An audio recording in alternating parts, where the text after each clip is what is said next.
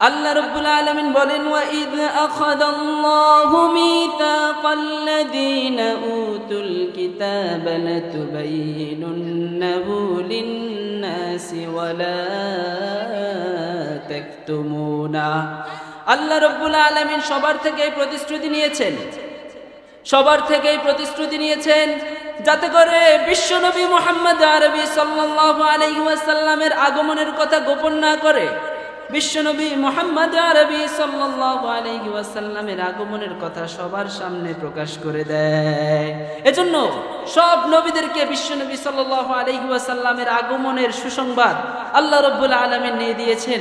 আমার নবীর সম্মান এবং মর্যাদা কত আকাশচুম্বী আল্লাহ রাব্বুল আলামিন করে দিয়েছেন।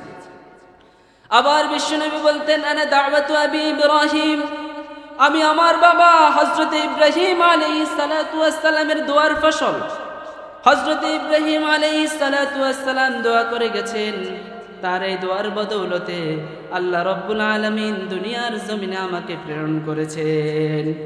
আল্লাহ রাব্বুল আলামিনের কাছে হযরত ইব্রাহিম আলাইহিস সালাতু ওয়াস সালাম দোয়া করেছেন, রব্বানা ওয়া বা'আথ ফীহিম রাসূলান মিনহুম ইয়াতলু আলাইহিম, নবী তাদের মধ্যে তুমি পাঠাও যাতে করে তোমার আয়াতকে তাদের সামনে স্পষ্ট করে দেয়। সুবহানাল্লাহ।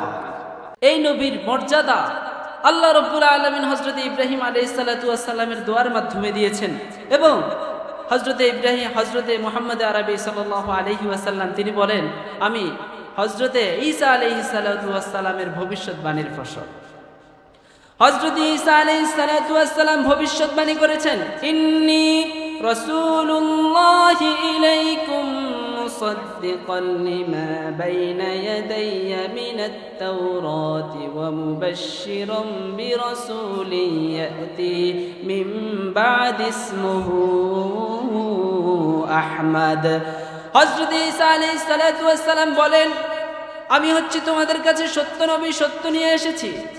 আমি সত্য নিয়ে তোমাদের মাঝে এসেছি। আমি সত্য নবী হয়ে তোমাদেরকে একটা সুসংবাদ দিয়ে যাই, তোমাদের পরে এমন একজন নবী আসবে, সেই নবীর নাম হবে আহমদ। সেই নবীর নাম কি? আহমদ। এই নবী আসলে তোমরা তার উপর ঈমান এনে তোমরা মুসলমান হয়ে যাবে।